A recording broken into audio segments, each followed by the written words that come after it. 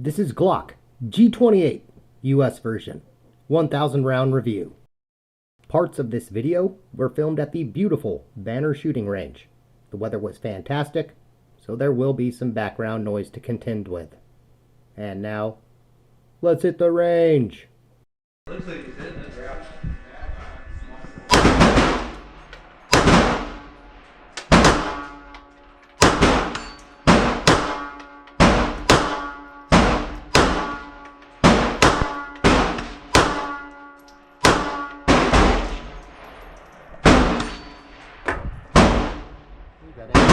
Well out of the block.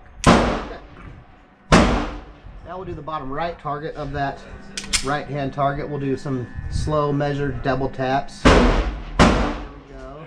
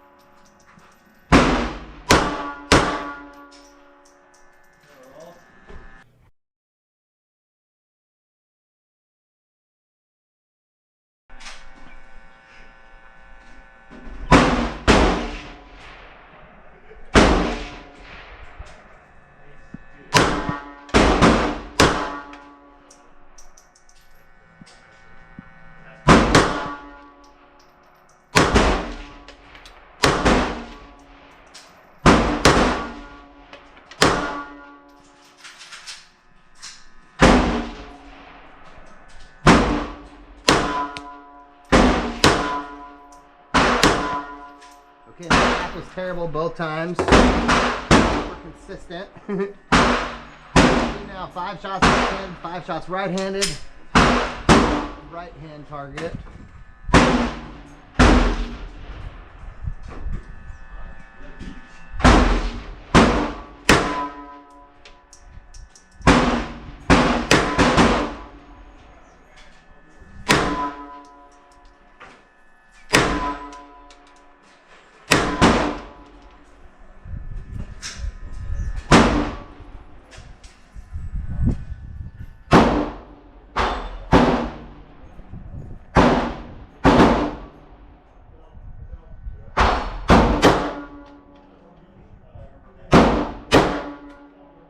Me.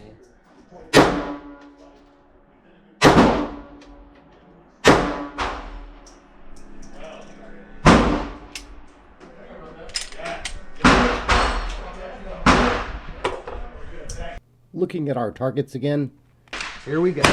Shot at redemption. Don't let us the internet down.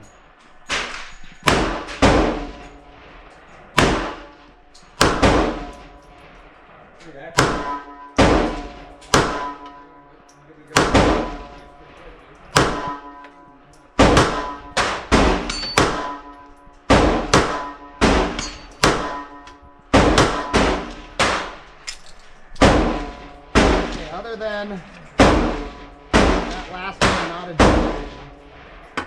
First 10 functioned. Let's see if the next 10 function. Here we go.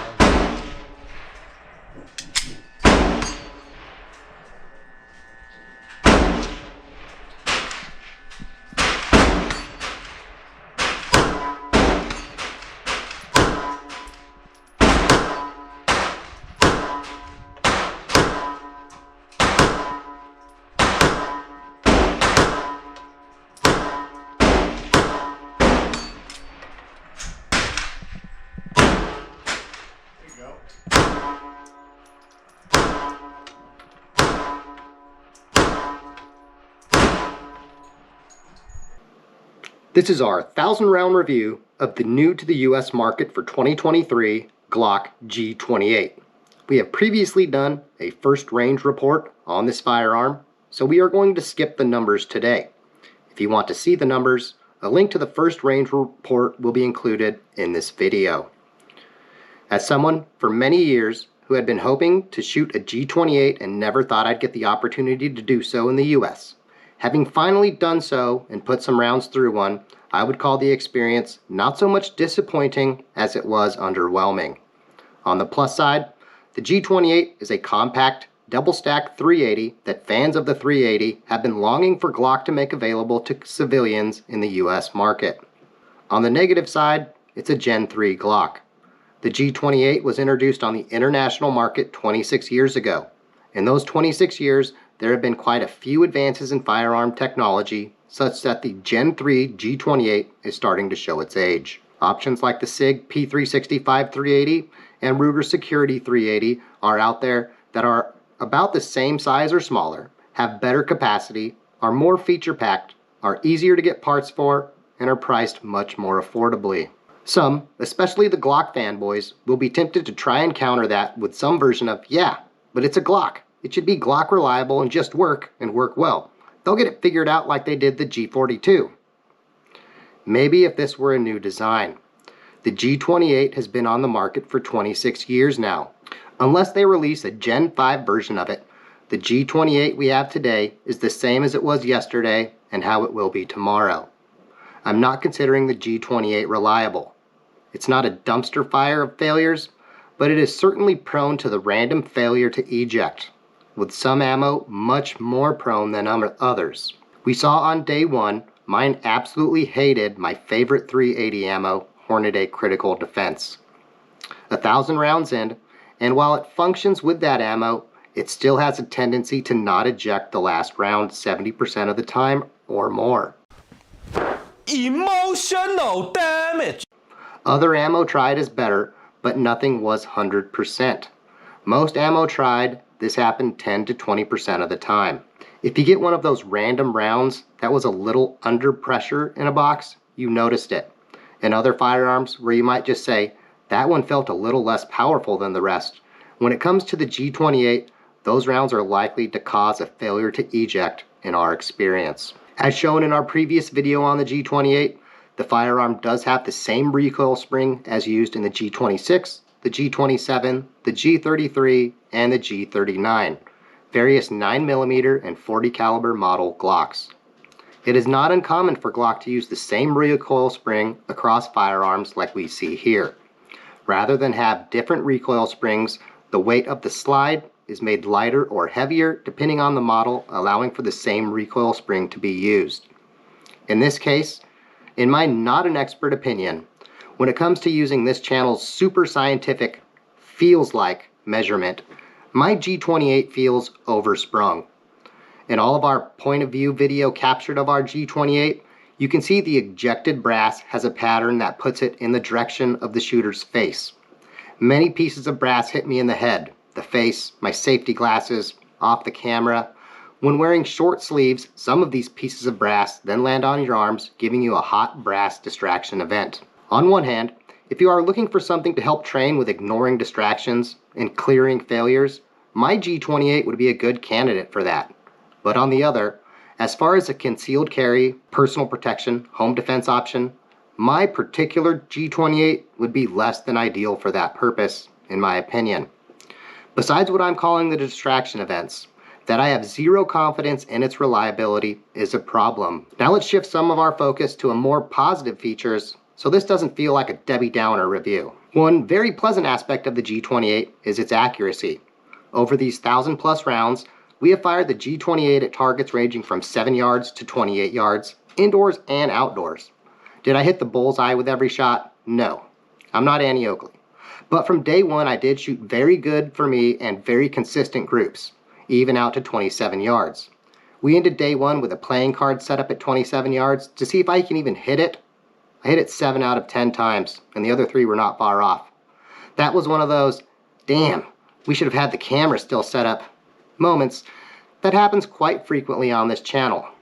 Just like how you always catch that river monster fish with the camera is out of film or your cell phone battery is dead. Too bad the lake was catch and release, right? The most surprising thing to me about this accuracy is not that it was possible, but that I was able to do it without the pinky support I prefer.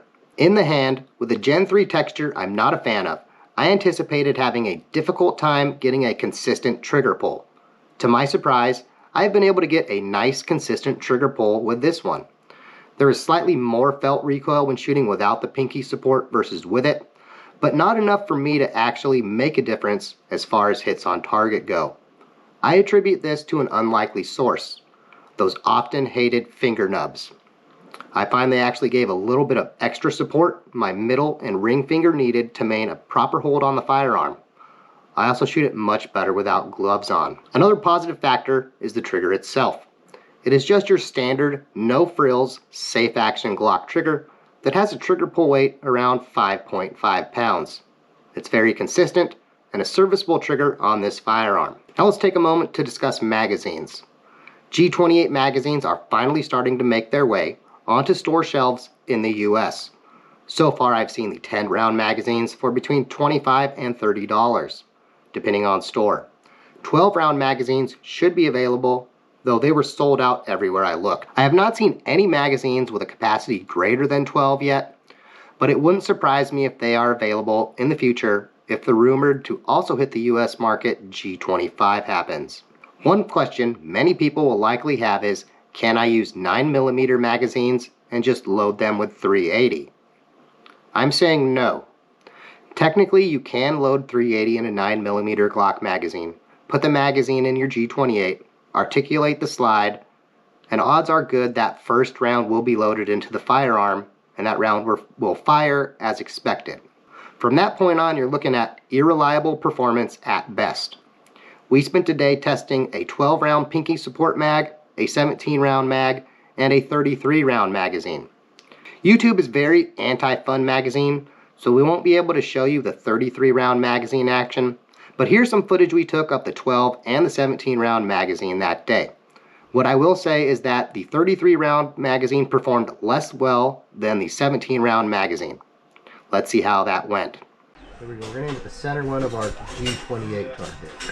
10 shots.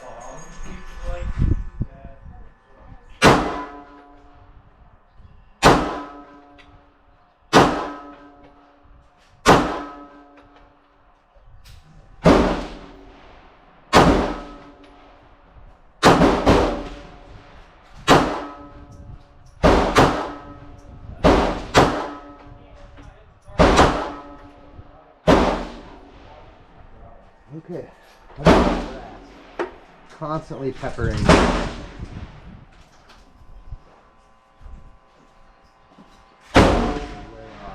Weird. Okay, now we're going to try our 12-round magazine. I'm going to aim at the bottom left target if it works. Here we go.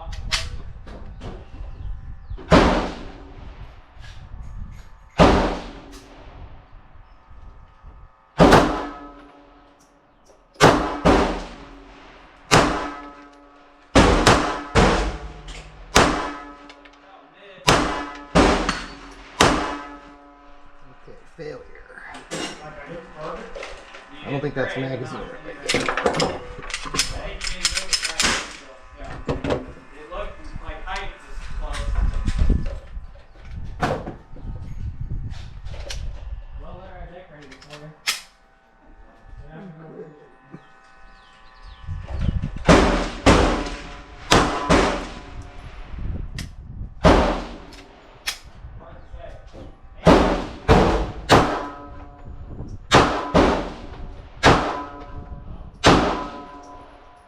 Okay, it worked. At least once though we had a round that it did not pick up and feed, as you saw there.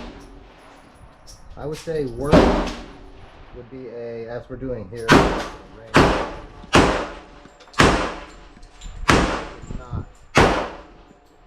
certainly would not recommend. Let's try this round. This is actually a pro mag. And I got one of these so that way we could assess how potentially turable or decent this one might be. This is technically 17 round. I think I only have 15 in it though. Let's see if it works at all. Bottom right target.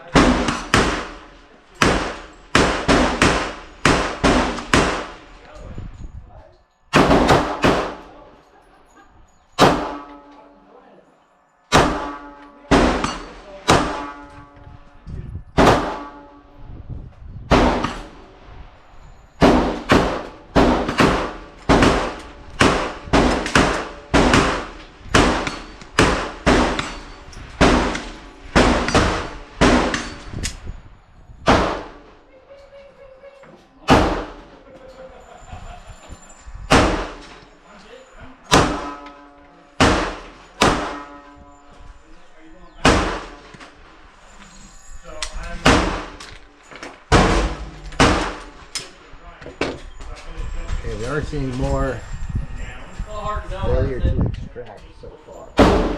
Let's see if that continues with this mag or in general here today.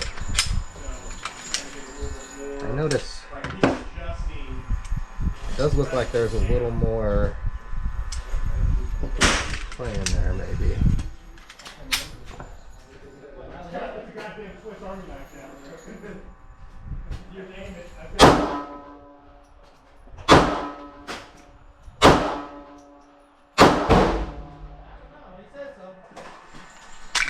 There is, just 2 holes.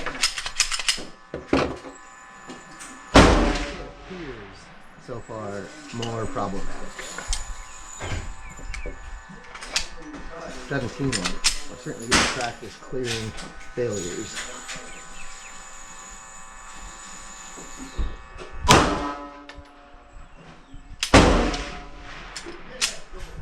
These.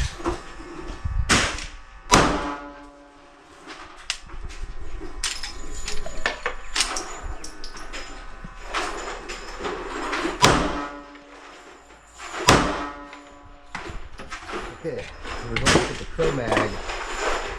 I would say pretty terrible. We'll reload our magazines on those and try again. As you can see from the footage, the results were bad, bordering on terrible. I was hoping they'd at least function at a level where we'd get a failure every few magazines, not almost every other shot. These are not even usable at the range, not even for practicing failures in my opinion. If there is one positive we can take away from that experience, it is that we were at least able to see how the firearm would handle with pinky support, for the handful of rounds that worked anyway. Even though I didn't see any change in accuracy, it was more comfortable to me having that pinky support. With those pinky mags also adding +2 capacity, they have that going for them as well. Another note here, if you are like me and are not a fan of Gen 3 texture, there are grip tapes out there like Talon grips that can be applied. There are also plenty of third-party sites available.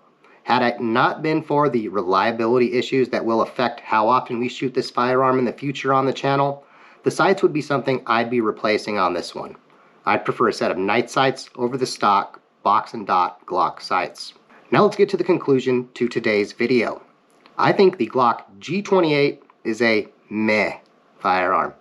The marketing material says limited release, combined with many of the early stories calling it a collector's item. They're probably more right than expected. Do I think it's going to be super collectible? Probably not. I doubt I could just throw it in the safe for 10 years and then trade it for my own private island. As far as personal protection, home defense, concealed carry, I think it's less than ideal. And that is before you factor in its now lack of features and more expensive than some other options price point. I'm not sure what you gain paying that extra for this one besides more trouble. Usually I can find some arguments to try and justify a price difference, but in this case I got nothing. I guess if you're into collectibles and are not looking to use it much at all, and you have it in your budget, maybe the G28 is right for you. But if you're looking for a good personal protection, home defense, concealed carry option, I think there are some more affordable options out there that you should probably consider ahead of the G28. Well, anyway, we hope you found this video useful. Thanks for watching, and as always, have a good day. Don't forget to like and subscribe so Freddy gets his biscuits.